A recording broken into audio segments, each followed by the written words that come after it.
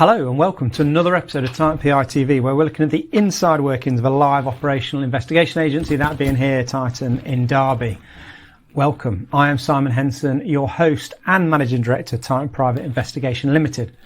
Today's short episode is going to be looking at corporate investigations. So how can we help a corporate body? So we're going to look at 7 areas. The first being employee investigations, which may be absenteeism. I'll come on to that a little bit more later. Second area is background checks. Third is GPS vehicle tracking. Fourth is lie detectors or truth validation.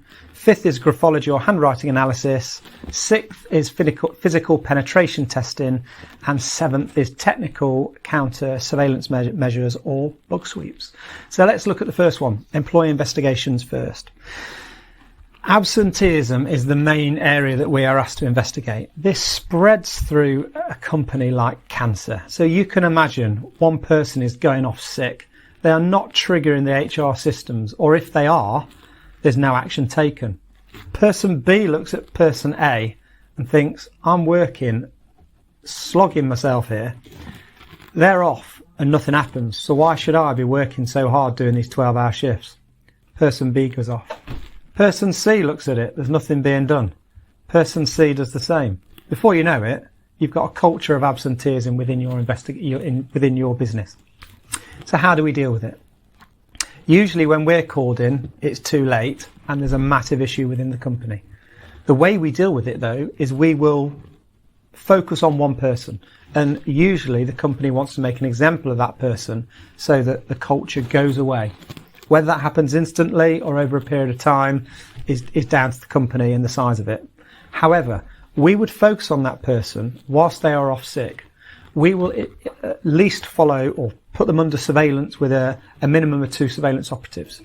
Those 2 surveillance operatives will covertly watch, monitor and record their movements whilst they are off. We've had loads of cases of moonlighting, so individuals working elsewhere. We've had individuals landscaping the garden. We've had individuals on holiday. You name it, we've probably heard of it and evidenced it. We then provide a comprehensive report to our client, the corporate body, outlining our findings. This includes still images taken from surveillance footage. So it's chronologically like a story from the start of the deployment to the end, and every entry is backed up with images of what's happening. We can then provide you the unedited raw footage. All footage is time date stamped, so it's evidential. It's fully admissible in a tribunal or a civil or criminal court. So that's employee investigations. Background checks. Background checks are really useful if you are hiring new staff. We have a contract with a company. I won't go into too much of what the company does, other than they're a printing company. They sacked somebody. That person who was sacked for gross misconduct then asked his friend to apply for a job and got that job. That friend worked a night shift when there was supervision, but not like there would be in the daytime, and that person sabotaged a printing machine, which meant for 12 hours of the night shift it was printing items which were wrong. Those items just happened to be food allergy information, which could have been a massive litigation if it hadn't been found at the quality control stage, if that had gone on to food items as labels. For that company now, every time they have a new employee or someone starting as a part-time individual or on flexi or contract, they will ask us to see if they're associated to anyone in the last 12 months who has been got rid of through gross misconduct. They will ask us to confirm that they are who they say they are, that they live at the address they live at. And fourthly, have they got any criminal convictions? It can save your business a hell of a lot of money on litigation when things go wrong. GPS vehicle tracking. We have had countless cases of where there's been suspicion of an employee, whether that be from director or senior management level, right the way down to the first rung of that company. We've had, so we would put a GPS vehicle tracking device on a vehicle. We'd have to go through the legitimacy test of it, easy for me to say.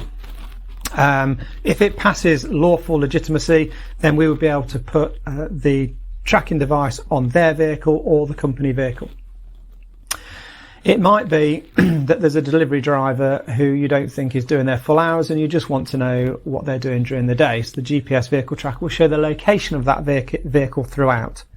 It might be that petrol is going missing or diesel from a lorry. We've had cases before where the lorry has gone to the driver's home address. Out comes siphoning pumps and they're siphoning half the tanks off at the end of each day. We've had other cases where we've had expenses change from train fares to mileage. That raised suspicions, wondered why it suddenly happened after years of being train fares. We put a GPS vehicle tracker on the vehicle and we found out that he was doing no work whatsoever and he was either on the golf course or in the gym. So fraudulent expenses. So GPS vehicle trackers are relatively inexpensive. Rent them out for 7 days and they can give you an awful lot of information, which is intelligence only because it doesn't tell you who's driving. And then once we've got that pattern, we can then go to the surveillance, which was the first area which I covered. Fourth area, lie detectors or truth validation. Here at Titan, we are professional truth validation experts. We are all trained, or we have personnel trained in lie detection. We use the Converus iDetect. It takes 30 minutes to do the test. There are 3 questions which can be asked. It will give the results instantly on whether a person is being truthful in their answers. So it might be cases that we've investigated before. There's been a burglary. It's thought to be internal. A number of people are suspected, but there's not enough for the police to arrest them or for them to become part of their investigation. So the company requests us to do a number of tests on individuals they think might be responsible. The 3 questions are based around the burglary, and that will tell you whether they are being truthful in regard to that burglary. It could be anything. It could be a theft.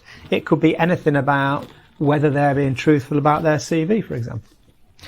The only stipulation is the person sitting the test needs to be willing to sit the test. We can't force someone to sit it.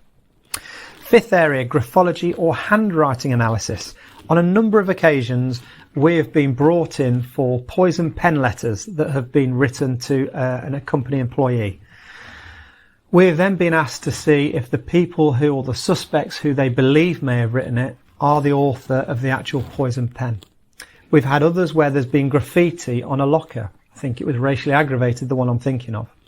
There are a number of suspects. So we have samples of their handwriting and we're able to tell whether the author of the graffiti was any of those suspects.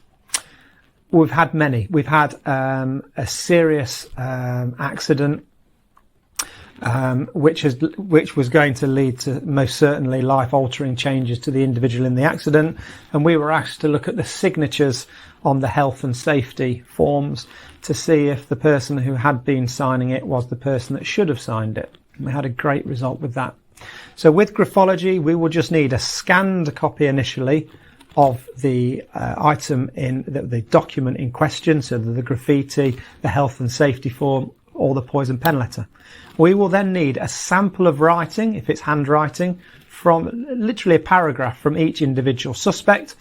If it's signatures, we're going to need ideally 12 signatures, genuine signatures, to compare to the signatures on the health and safety form. That is graphology and handwriting analysis. So the sixth area, physical penetration testing. You usually get to giggle when we mention that. However, very serious area. This is where we are looking at the security processes within a company and we're trying to ambush or infiltrate that company. So we have done another episode purely on physical penetration testing and the 6-step phase of how we go about that. However, very quickly, we effectively look at doing observations on the business. We are looking at how people are dressed. Are they smart? Are they casual? Do they have a uniform? Do they have lanyards? Do they have security fobs? Do they use keys? Is there overt and covert security? Are the CCTV cameras? We are looking at everything in regards to that company to then be able to go away and plan 2 ambushes, one covert, one overt. If we get into the property, once we do the infiltration, we leave red flags where we've been.